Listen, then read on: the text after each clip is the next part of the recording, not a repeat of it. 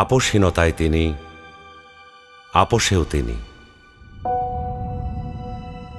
বাংলাদেশের রাজনীতিতে তিনি এক নিঃসঙ্গ শেরপা। এরশাদের স্বৈরশাসনের বিরুদ্ধে সদ্য রাজনীতিতে এসে তিনি গণতন্ত্রের প্রশ্নে অবিস্মরণীয় ভূমিকা রেখে ভূষিত হলেন আপোষহীন নেতৃত্বে।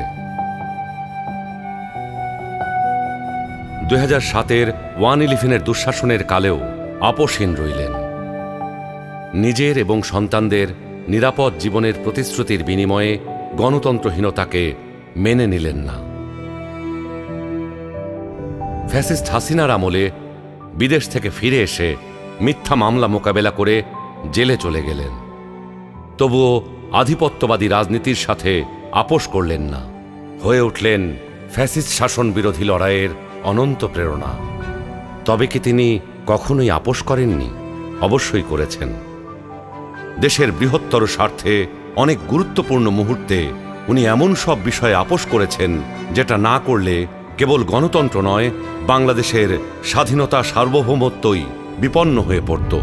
91 সালে তার পছন্দের প্রেসিডেন্সিয়াল পদ্ধতি ছেড়ে সংসদীয় পদ্ধতিতে চলে গেলেন বৃহত্তর রাজনৈতিক সমঝোতার স্বার্থে। বিরোধী দলের দাবির প্রতি শ্রদ্ধা জানাতে 96 সালে নির্বাচন করে অল্প কয়েকদিনের জন্য সংসদ অধিবেশনে বসেন। বসে তত্ত্বাবধায়ক সরকার সংবিধানে যুক্ত করে ক্ষমতা ছেড়ে নির্বাচন দিয়ে বিরোধী দলে গিয়ে বসেন।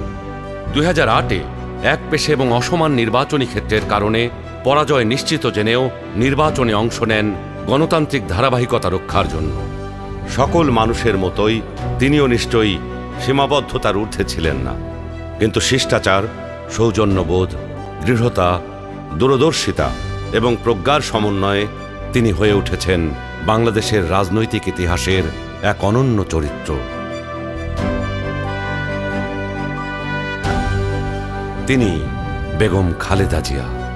আমরা সকলকে বন্ধু হিসাবে দেখতে চাই, কিন্তু কেউ যদি আমাদের বন্ধুর বেশে প্রভু হতে চায় সেটা আমরা কখনো মেনে নেব না, মানতে দিব না।